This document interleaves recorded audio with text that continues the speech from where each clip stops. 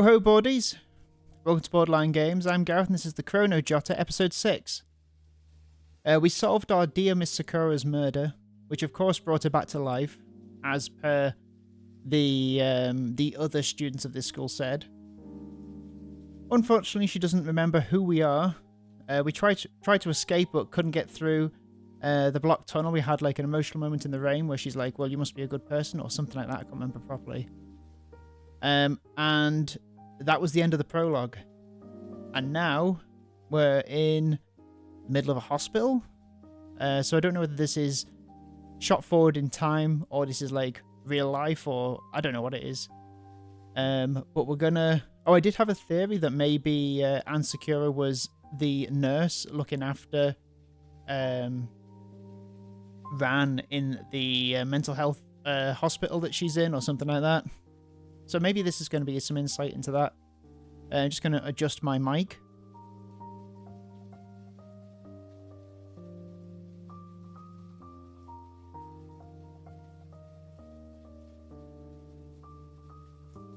Okay, so we're good to go.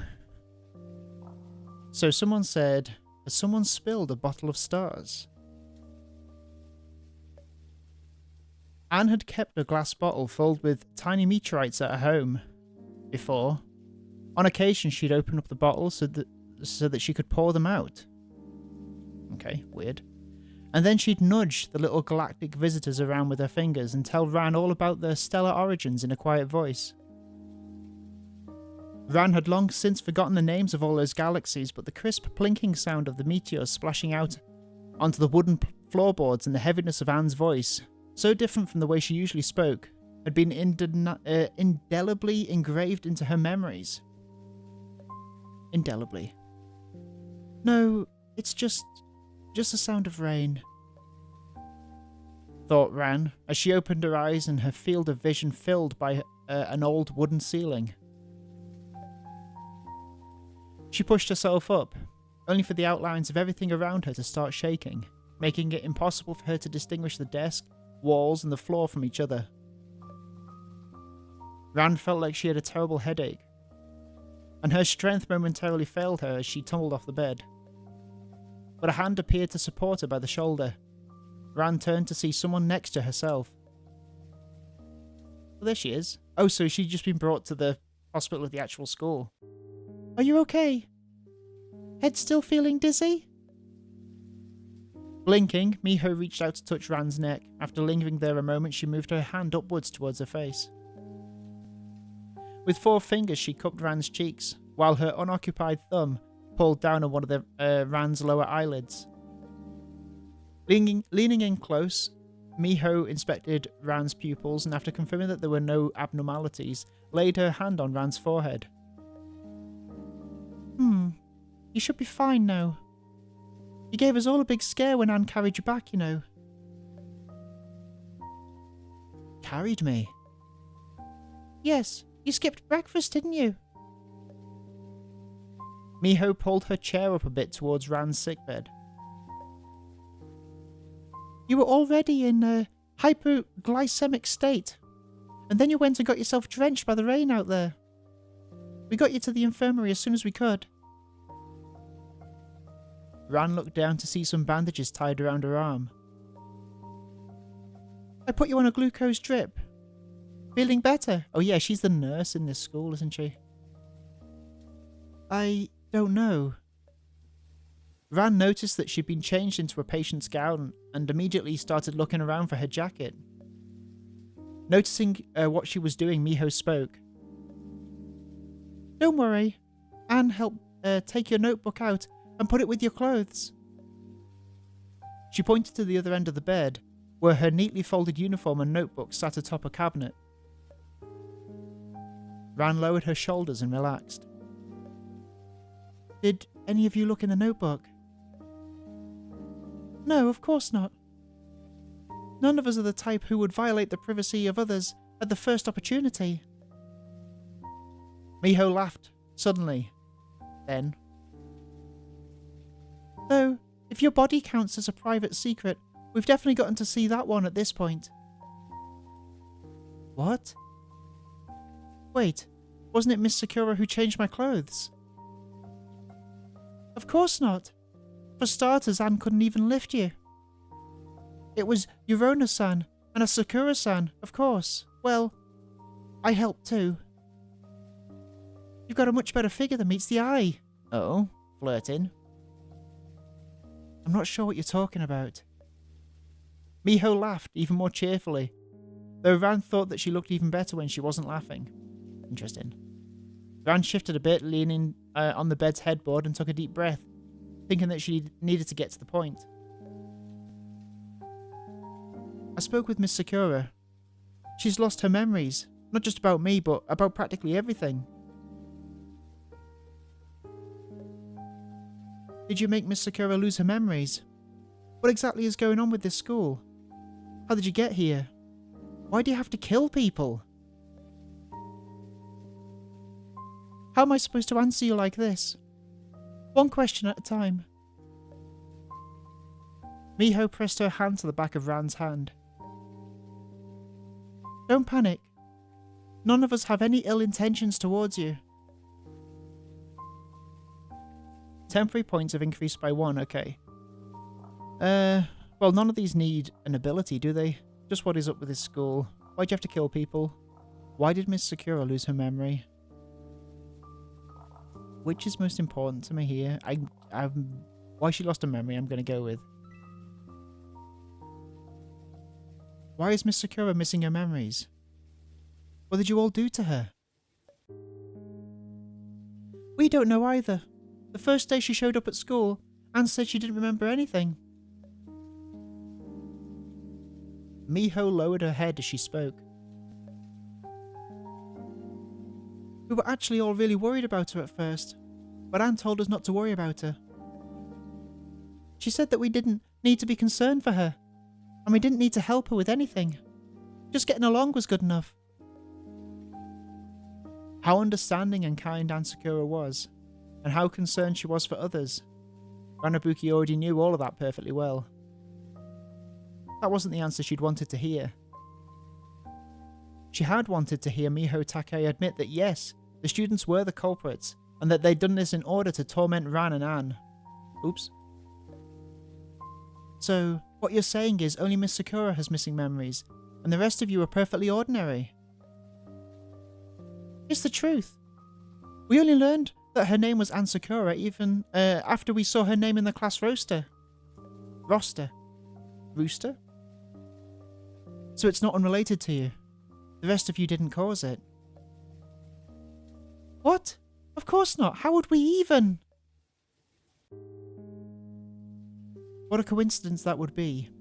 So you're saying the 7 of you met in this inexplicable location, started committing entirely pointless murders, and at the end of it all, Miss Sakura is the only one that's missing her memories. I'm telling you, Ibuki-san. It's the truth. Oh. Don't want that. Even if you keep pressing me, I can't give you a different answer. Anne is a good person. If we could help her, none of us would refuse her. And there's no way that any of us could have done anything to her. Ran pulled her bedsheets up further. She turned her face away, unwilling to look Miho in her eyes. I can't tell if she's lying or not, but it's clear that I can't get any more clues out of her at this point. In any case, I should speak with Miss Sakura again. I can't go wrong by familiarizing myself with her situation anymore. With the situation more.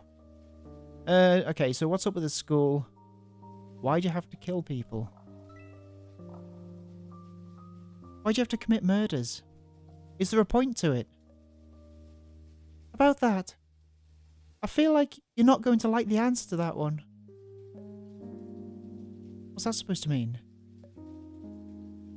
Because there's not really a reason, really. We weren't used to it either at first, but now we've just accepted it. It's like how, when you're in gym class, when there's a basketball, you play basketball, and when there's a track, you run laps. Well, it's not like there's murder weapons everywhere, is there? You can't compare this to gym class. At least physical exercise helps support student fitness. In that case, would you feel better if I justified the murder cases as exercises to support the student's ability to engage in deductive reasoning? That's a long sentence. But... They can indeed say that they haven't hurt people. Because the victims all ultimately reawaken unscathed anyways. And they're already used to it. They don't even seem to experience any psychological stress from it anymore. Ignoring their questionable choice to redefine their own moral compass, it seems like there's not actually anything wrong with mutually consensual murder like this. Where the dead will revive anyway. So I really do have to just accept that this is another class they're taking. Ran raised her head and sighed lightly. To hell with that, though. Alright, so last question. I thought we wouldn't be able to get to ask them all, but we are going to. Just why is this school so bizarre? I don't really understand this question. Is there something weird about the school? Is there something weird? Is there anything normal about this school? Where are the teachers? The janitorial staff? If you live here, then where are you getting your food, daily necessities, water, and the electricity from? Miho took a moment before answering. There are no teachers in this school. We've taken on all the roles of teachers and staff ourselves. For example, I'm the school nurse, and Asakura-san handles maintenance. And the other 4 classmates of ours each handle one of the subjects and use the extra time after class to prepare the curriculums. The daily supplies and food, as well as other necessities, were prepared for us when we first arrived at the school. So far, it doesn't look like we're going to run out anytime soon.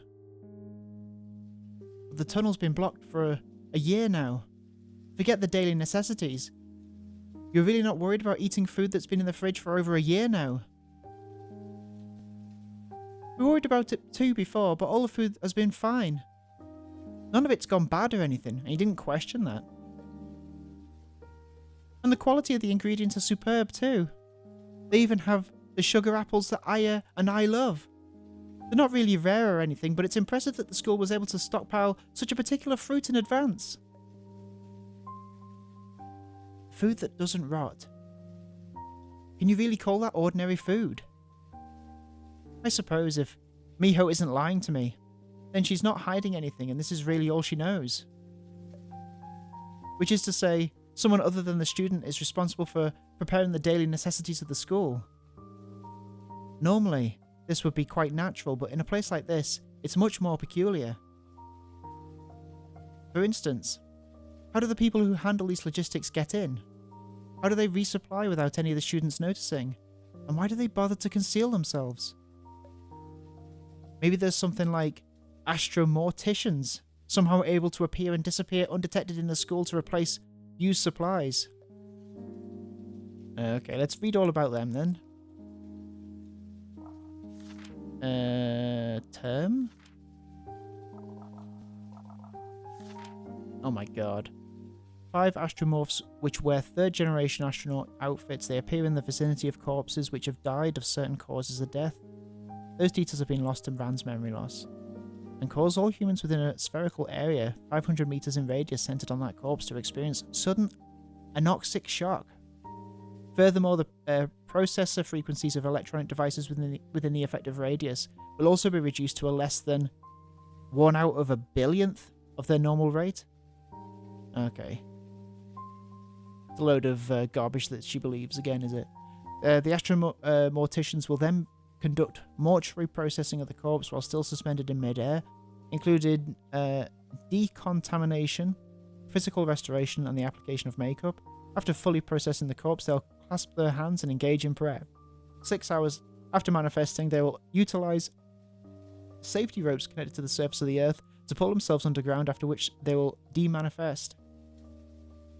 Ranabuki once communicated briefly with them, but because she was under extreme emotional stress at the time, she was unable to comprehend the information conveyed to her by the astromorticians, okay? So she's theorizing that these are the people that are replacing the food. But if that's the case, then this school is exceptionally atypical. Just what was it that caused the place to become the focus of so many supernatural anomalies? Including even myself, I suppose, as someone who's been forced to focus on this place as well, due to Miss Sakura's presence here. Ran was immense in her own thoughts, and Miho didn't interrupt her. What I need to focus on right now is Miss Sakura's amnesia problem. If the weirdness of the school has nothing to do with Miss Sakura missing memories, then it's not my problem. They can do as they please. Ran surfaced from the lake of contemplation and prepared to ask the next question. Oh, okay. Aya's peculiar attitude towards you. I think I've got... Oh, charisma. I've got 3 temporary points.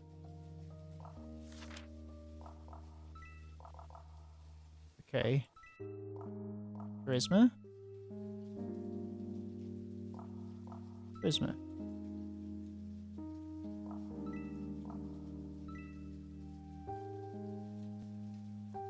Takai, have you known Tayama for a long time? Miho hadn't expected Ran to suddenly change the topic like that. She furrowed her brow a bit. Yes. Why are you asking so suddenly? The way she speaks to you is unconventional, but the two of you seem to have an excellent relationship, so I'm a bit curious. What's unconventional supposed to mean? Ran noticed that Miho's disposition had changed. Where she had previously answered Ran's questions fluidly and calmly, now she seems quite riled up. How do I put it? It seems excessively respectful. Miho folded her arms in front of her chest and leaned back in her chair. I'm sure you're imagining it. Ayo's not so clever as to be able to hide her emotions like that. After she finished speaking, she lowered her arms and sat up straight. I'd rather not talk about ourselves anymore. Do you have anything else you want to ask about?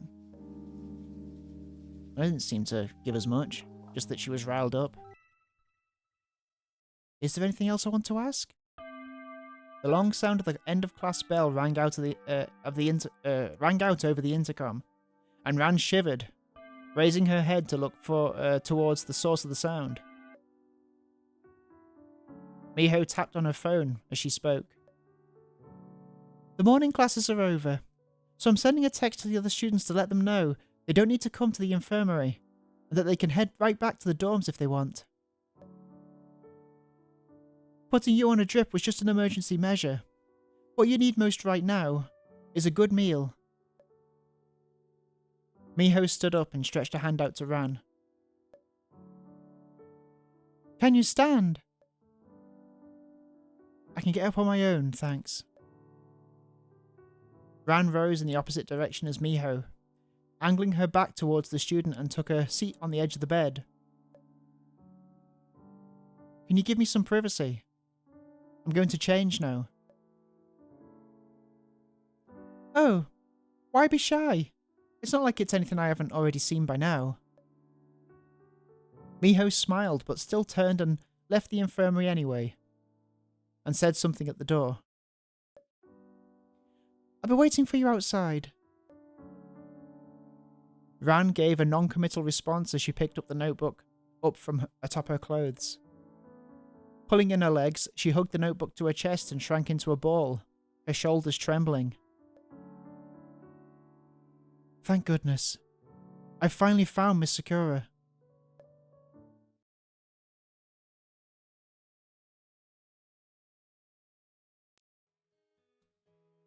Ibuki-san, why don't you try some of this? Miho Takai had filleted a slice of meat off the grilled tuna and now set it onto Ran's plate. Ah, it's a bit salty. Let me get you some soup too. It didn't take long for dinner time to come around once they'd returned to the dorms. Ranabuki, of course, naturally chose to sit next to Anne Sakura. Miho was sitting diagonally opposite to Ran, It wasn't the most conventional angle for spoon-feeding Ran, but that didn't stop Miho from getting up and busying herself with Ran anyways. Miho, as a mother, you're not supposed to indulge your children too much, you know. Huh? Miho didn't understand the meaning of Sai's joke, and the hand she was using to serve food to Ran paused in the air. Can I have some too, Mummy? Aya playfully waved her empty bowl in front of Miho's face. You all, stop playing around, okay? Ibuki-san just finished resting. I was only helping her serve her food because she needed it. Miho sat back down in her chair and ceased using her chopsticks, opting instead to use her expression to urge Ran to eat. Ibuki-san, how do you feel? Do you have an appetite? Sure, but... Ran looked at Sai, unable to hide her surprise.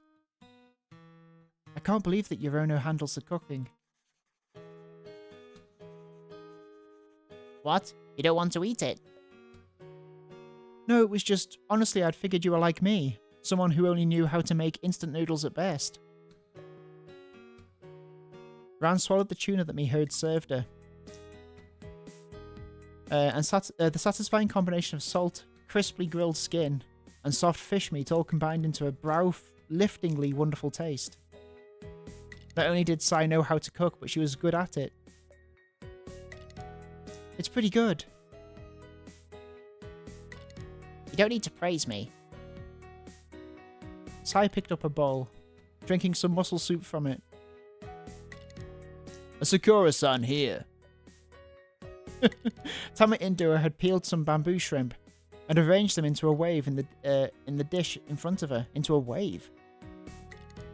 Shall I mix the soy sauce and vinegar for you?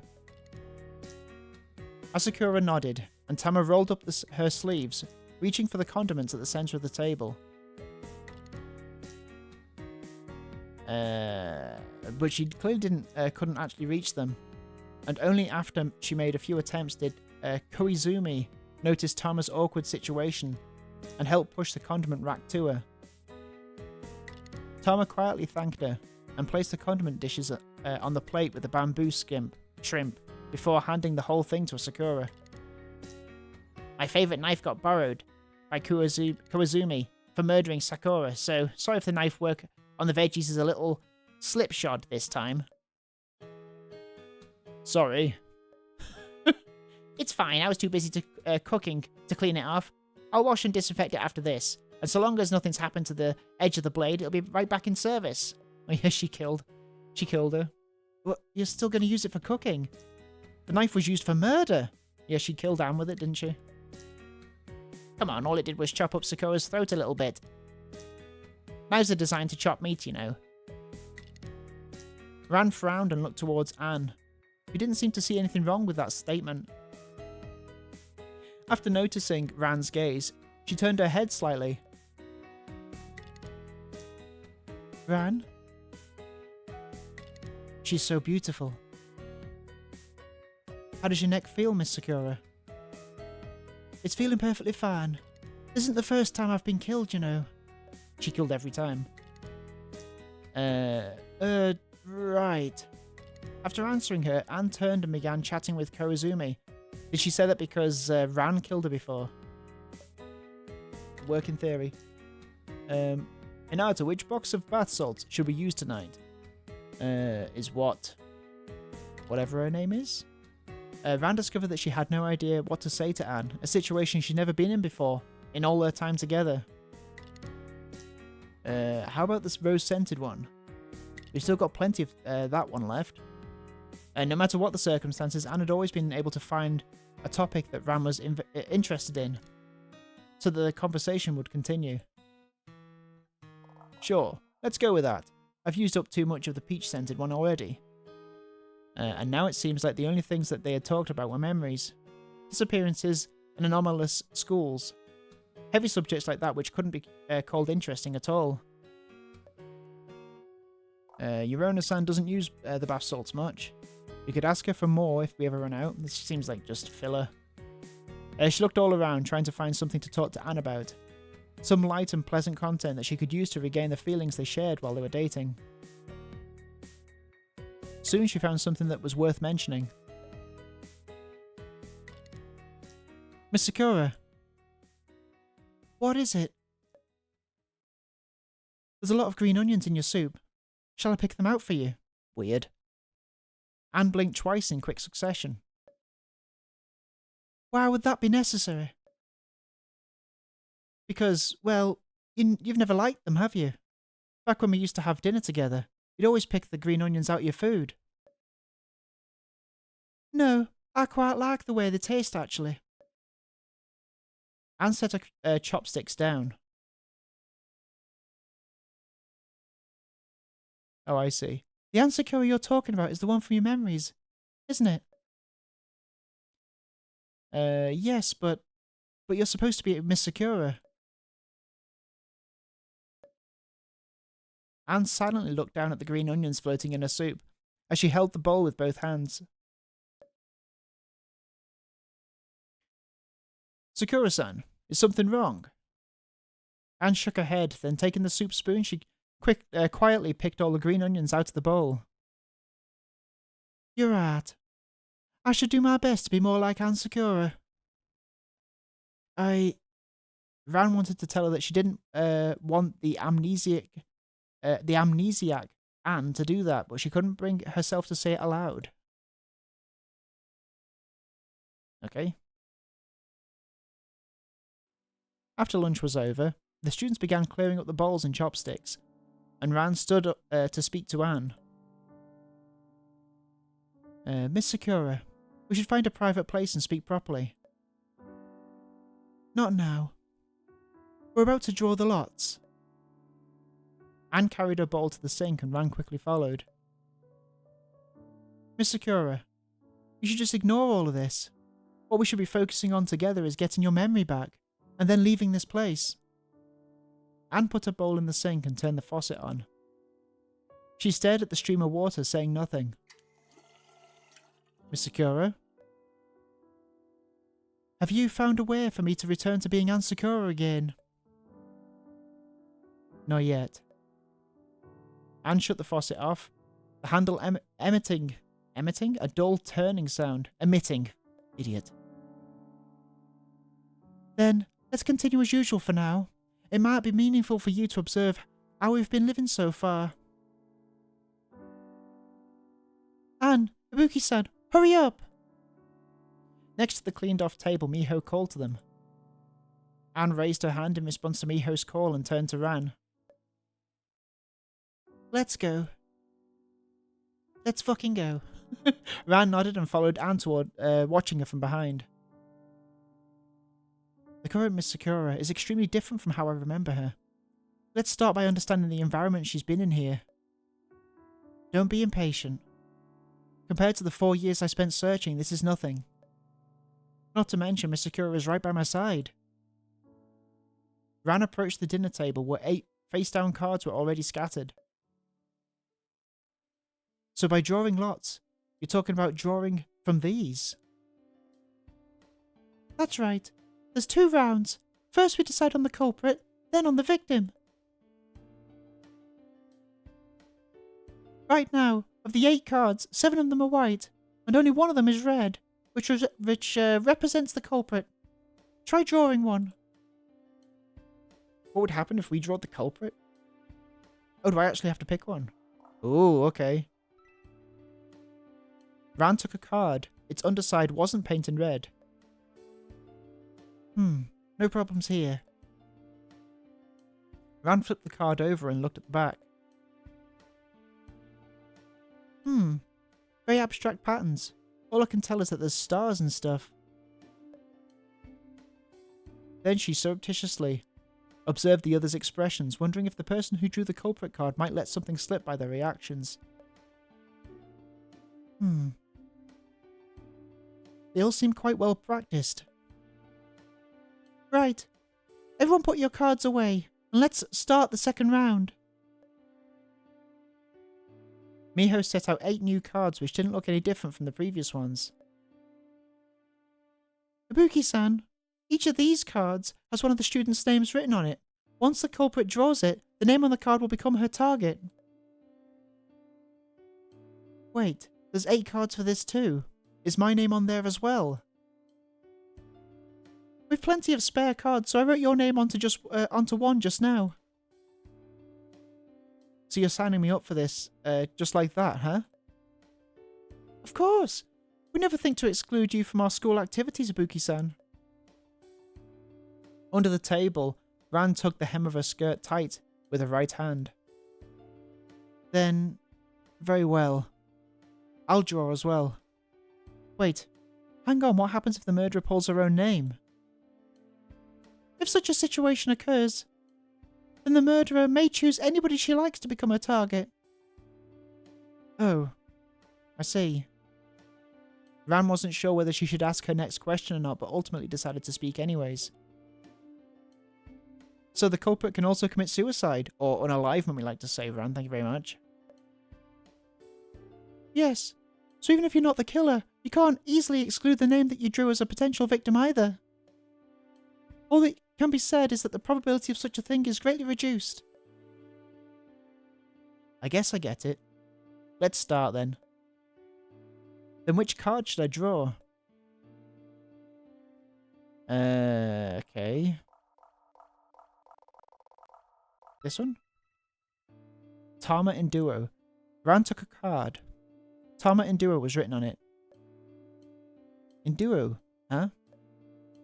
One look at her puppy dog eyes and nobody would be willing to do the deed. Alright, that's that everyone. Please keep a hold of your cards, securely yourself. We keep our cards ourselves. So if the culprit wanted, they could go and privately exchange cards with other people to select her target to some degree. What's wrong, Asaka-ran-san? Is that who is Asaka? Is that me? That's not me, is it? I'm Ran. Asaka. Oh, okay. And Sakara. Okay. Ansakara is the one that Misakara. But is it? It's not Asakara, is it? Ansakara. But this says Asakara-san. So am I going crazy, or is there not an Asakara? Oh, it's this one. Idiot. Makoto. Okay, cool. Perhaps that's what happened in previous cases, where they mentioned the involvement of accomplices. What do you mean, what's wrong? But it breaks the rules where the culprit can only kill a specific target. Even if the culprit is caught, so long as she refuses to speak, the others wouldn't be able to know that she'd actually swapped the cards. Well, you always look unhappy after we finish drawing lots. And since the dead can be revived, in theory, the culprit would even kill everybody besides the target first.